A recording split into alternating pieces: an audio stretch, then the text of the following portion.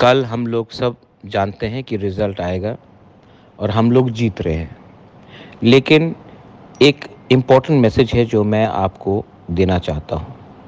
हार जीत डेमोक्रेसी में होता है। कल हम जीत रहे हैं, एक समय हम हारे भी हैं, लेकिन जीतने के बाद भाई को भाई से लड़ना नहीं है, तिपरासा को तिपरासा से लड़ना नहीं है।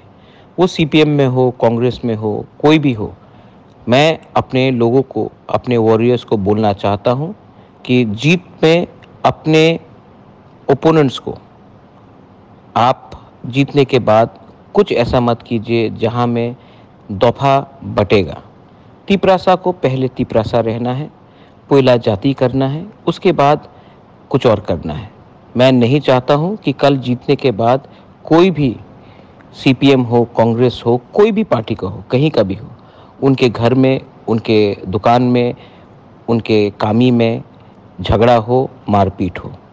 तिपरासा को अगर कुछ लेना है, जीतना है, गवर्नमेंट ऑफ इंडिया से कुछ लेना है, तो ये मौथा बीजेपी, कांग्रेस, सीपीएम करके हमें नहीं मिलेगा।